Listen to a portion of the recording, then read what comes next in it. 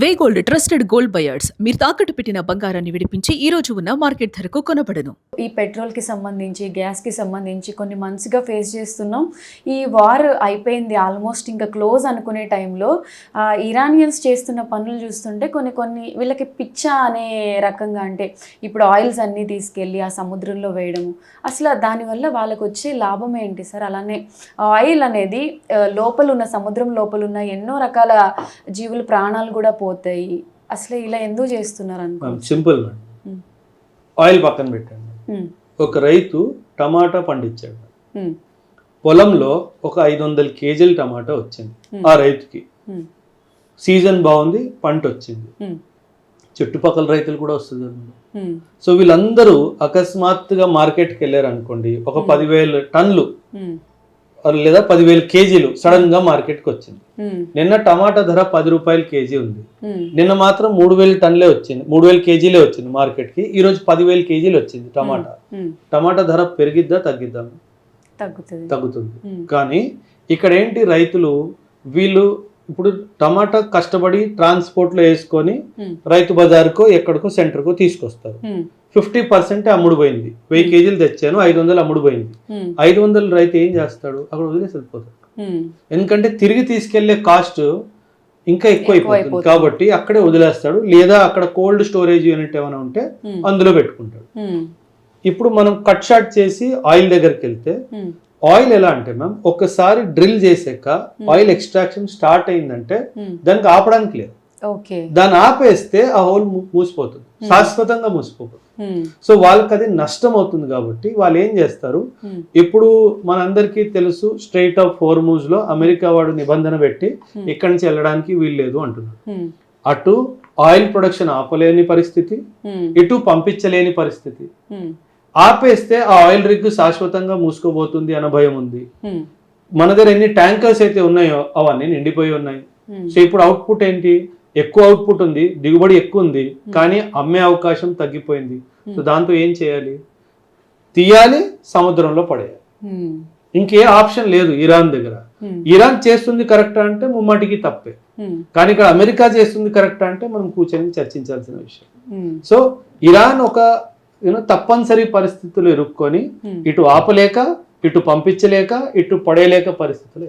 So దీనివల్ల అంటే వాళ్ళకి నష్టమే, ఆ ప్రొడక్షన్కి అయ్యే ఖర్చు కూడా వాళ్ళకి రాదు కాబట్టి విశ్వవ్యాప్తంగా అందరికీ నష్టం. మనం అందుకే అంటారు, వార్ వల్ల లాభం ఎవరికి రాదు. ఇది మనం గుర్తుపెట్టుకోవాలి. ఆర్థికంగా కానీ, సామాజికంగా కానీ, వ్యక్తిపరంగా కానీ, మనకి శారీరకంగా కానీ, ఏ పరంగా చూసుకున్నా వార్ వల్ల వచ్చే లాభం ఏది లేదు, జీరో. కాకపోతే గొప్పలు చెప్పుకుంటారు, నేను ఆ యుద్ధం గెలిచాను, ఆ యుద్ధం గెలిచాను. కానీ ఆ యుద్ధం తర్వాత ఎంతమంది చనిపోయారో మనం లెక్క పెట్టుకుంటే అప్పుడు మనకు తెలుస్తుంది యుద్ధం ధర ఏంటో. సో ఇప్పుడు జరుగుతుంది, ఇప్పుడు మీరు అంటున్నారు ఆయిల్ అందులో వేస్తున్నారు, కానీ దాని యొక్క ప్రభావము మన క్లైమేట్ మీద ఎలా చూపిస్తుందో మనకు 10-20 సంవత్సరాల తర్వాత తెలుస్తుంది. మీరు ఎండలు చూస్తున్నారు ఎలా ఉన్నాయో. ఇప్పుడు ఆయిల్ సముద్రం మీద వెళ్తే ఆ యొక్క సూర్యకిరణాలకి అక్కడ ఏమవచ్చు, ఏమైనా రావచ్చు. So that also is a possibility. అక్కడ ఒక మంట ఒకవేళ అయితే దాని పరిస్థితి ఏంటి? సో ఎన్నో విషయాలు ఉన్నాయి. మనకి కూడా ఇప్పుడు 2000 కిలోమీటర్స్ డిస్టెన్స్ లోనే ఇది జరుగుతుంది కాబట్టి ఆల్రెడీ మన వెదర్ ఇవన్నీ కూడా ఎఫెక్ట్ అయ్యాయి. 100% ఎఫెక్ట్ ఉంటుంది. ఇది ఆయిల్ వల్ల మాట్లాడాం కదా. మయన్మార్ అనే దేశము 100 రూపాయలు ఉంది అనుకోండి మేడం, ఈ యుద్ధం మొదలైన ముందు ఆయిల్ ధర మయన్మార్ లో ఈ రోజు 210 రూపాయలు పెట్రోల్. అంటే 100% పైగా పెంచింది. మయన్మార్ లాంటి దేశం, పాకిస్తాన్ లాంటి దేశము, వీళ్ళకి పెట్రోల్ లేక జనాలు ఇబ్బంది పడిపోతున్నారు. మనకి ఎటువంటి షార్టేజ్ లేదు. రెండవది ధరలు మాత్రం అక్కడే ఫిక్స్ పెట్టేసింది గవర్నమెంట్. సో మనం మంచిగా కోరుకుంటున్నాం, అది మనం అర్థం చేసుకోవాలి. కాకపోతే పరిస్థితులు బాగా, మేము ఇలాంటి జియో పొలిటికల్ సిచ్యువేషన్ గతంలో రాలేదు. వరల్డ్ వార్ 2 తర్వాత ఇలాంటి సిచ్యువేషన్ రావడం మొదటిసారి. సో దీని యొక్క ప్రభావం మన దేశం మీద ఖచ్చితంగా ఉంటుంది. అంటే మన తప్పు లేకుండా, మన ఇన్వాల్వ్మెంట్ లేకుండా ఇండియన్స్ అందరూ నష్టపోతున్నారు, అలానే అదర్ కంట్రీస్ కూడా చాలా వరకు సఫర్ అవుతున్నాయి. ఇది ఇలాగే కొనసాగితే ఆల్రెడీ మనకి ఎంత డ్యామేజ్ జరుగుతుందో మనం లైవ్లో చూస్తున్నాం. కాబట్టి అసలు మళ్ళీ ఇది 3వ ప్రపంచ యుద్ధానికి దారి తీసే వరకు కంటిన్యూ అవుతుందా సార్? మ్యామ్ గ్లోబలైజేషన్ అంటే ఏంటి మేడం?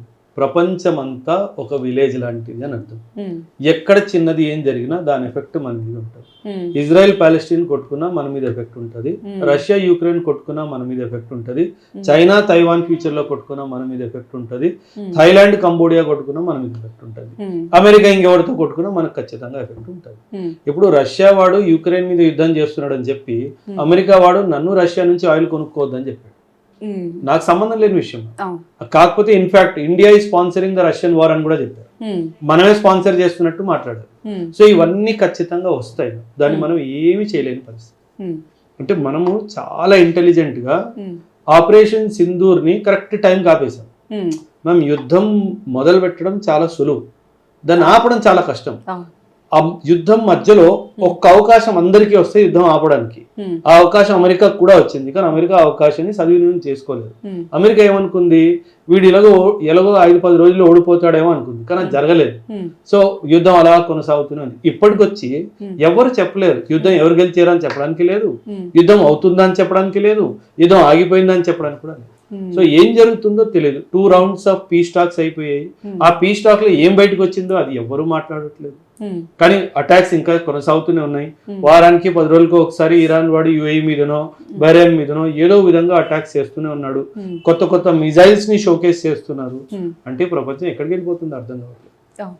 అంటే మీరు చూసిన ఇప్పటి వరకు ఇలాంటి గ్లోబల్ సిచ్యువేషన్స్ లో ఇంత దారుణమైన పాలిటిక్స్ ఎప్పుడైనా చూసారా? లేదు, అస్సలు జీరో మేడం. ఉమ్, అంటే యాక్చువల్లీ ఏంటంటే మ్యామ్, సిచ్యువేషన్ కన్నా ఉమ్, లీడర్స్ బాగాలేరు. ఉమ్, అటు ట్రంప్ కూడా నేను తగ్గను అని చెప్పేసి, ఇక్కడ ఇరాన్ వాళ్ళు కూడా మేము చచ్చిపోతాం కానీ మేము వెనక్కి స్టెప్ తీసుకోము అని చెప్పి. ఉమ్, సో లీడర్స్ చాలా ఎక్స్ట్రీమ్ థింకింగ్ ప్రాసెస్ లో ఉన్నారు కాబట్టి ఉమ్, ఎక్కడ మనకి సొల్యూషన్ కనిపించట్లేదు. ఉమ్. ఇప్పుడు దీంతో పాటు వీళ్ళు కొత్తగా ఒకటి చెప్తున్నారు, ఇంటర్నెట్ కూడా హాజ్మూర్ జలసంధి నుంచి చాలా కంట్రీస్కి వెళ్తుంది కాబట్టి దీని మీద ట్యాక్స్ వేద్దాము మిగతా కంట్రీస్కి అని చెప్పి. From the straight of Hormuz నుంచి. ఉమ్, అంటే అది వేయడానికి అయితే వీలు పట్టలేదు. ఇంటర్నేషనల్ లాస్ ఏవైతే ఉన్నాయో వాటికి పర్మిషన్ అయితే ఇవ్వవు, ఉమ్, కానీ వాటిని షార్ట్ టర్మ్ పీరియడ్ కి డిస్రప్ట్ చేసే అవకాశం ఉంది. ఉమ్, ఎందుకంటే ఇంటర్నెట్ కేబుల్స్ ప్రపంచ వ్యాప్తంగా సముద్ర తట్టు నుంచే వెళ్తాయి మ్యామ్. Hmm. సముద్ర తట్టు నుంచే వెళ్తాయి కాబట్టి Hmm. అక్కడ ఏమైనా ఎక్స్ప్లోజన్. ఎందుకంటే మ్యామ్ వీళ్ళు ఏం చేశారంటే ఇరానియన్స్ ఉమ్, స్ట్రెయిట్ ఆఫ్ హోర్మూజ్ లో ఆ వాటర్ కిందంతా ల్యాండ్ మైన్స్ పెట్టేశారు. ఉమ్, ఆ ల్యాండ్ మైన్స్ కి ఏ షిప్ వచ్చి తగిలినా అది బ్లాస్ట్ అయిపోయింది. ఉమ్, ఆ ల్యాండ్ మైన్ బ్లాస్ట్ అయినప్పుడు అక్కడ చుట్టుపక్కల ఎక్కడైనా ఇంటర్నెట్ కేబుల్ ఉందనుకోండి, ఉమ్, ఆ కేబుల్ ఏ దేశం వైపు వెళుతుందో ఆ దేశం యొక్క ఇంటర్నెట్ బ్లాక్ అయ్యే అవకాశం ఉంది. అవును. అండ్ వీళ్ళు కూడా ఐడెంటిఫై చేసి ఓకే ఈ కేబుల్ పాకిస్తాన్కి వెళ్తుంది, ఈ కేబుల్ చైనాకి వెళ్తుంది, చైనాకి పెంచేద్దాం అనుకున్నాడు అనుకోండి, ఆ సెలెక్టివ్ బ్లాస్టింగ్ కూడా చేసే అవకాశం ఉంది. ఓకే. సో ఇంటర్నెట్ ని as a tool of geo politics వాడే అవకాశం కూడా ఉంది. అలా చేస్తే ఇంకా మిగతా జాబ్స్ కి అసలు Effect ఎవరు అవుతుంది. పని చేసుకోలేని సిచ్యువేషన్ క్రియేట్ అయిపోతుంది. Side effects of war madam. Um, అందుకే ఇప్పుడు మన దేశం ఏం మాట్లాడుతుంది, ఉమ్, శాటిలైట్ ద్వారా ఇంటర్నెట్ తెచ్చుకోవాలి అన్న అంశంపై మనము ఉమ్, ఎక్కువ రీసెర్చ్ చేస్తున్నాం. శాటిలైట్ ద్వారా ఇంటర్నెట్ తెచ్చుకోవాలి అనేసి. So that will happen. So మనకి ఇప్పుడు ఈ అండర్లైన్ కేబుల్స్ నుంచి అవసరం అంతగా ఉండదు. శాటిలైట్ ద్వారా డైరెక్ట్ గా మన సిస్టమ్స్ కి, కంప్యూటర్స్ కి, మొబైల్స్ కి ఇంటర్నెట్ రావడం స్టార్ట్ అవుతాయి. స్టార్ లింక్ తో కలిసైనా మనం చేయొచ్చు, లేదా మన ఇండియన్ కంపెనీ కూడా, మన భారతీయ ఎయిర్టెల్ కూడా దీని గురించి ఎన్నో సైంటిఫిక్ రీసెర్చెస్ చేస్తున్నారు. అది జరిగితే మాత్రం ఖచ్చితంగా మనకి అయిపోతుంది. సో అప్పుడు ఈ కేబుల్స్ ఏ డిస్రప్ట్ అయినా మనకి పెద్దగా ఇబ్బంది ఉండదు. ఉమ్. సరే, ఇప్పుడు ఈ వార్ వల్ల ఆయిల్ రేట్స్ కూడా ఇప్పుడు 150 వరకు పెరిగే ఛాన్సెస్ ఉన్నాయని అంటున్నారు. పెట్రోల్ ధరలు పెరిగే అవకాశం ఉంది. స్పెక్యులేషన్ ఉంది మ్యామ్. స్పెక్యులేట్ మీరు చేయొచ్చు, స్పెక్యులేట్ నేను చేయొచ్చు, మీ కెమెరామ్యాన్ కూడా చేయొచ్చు.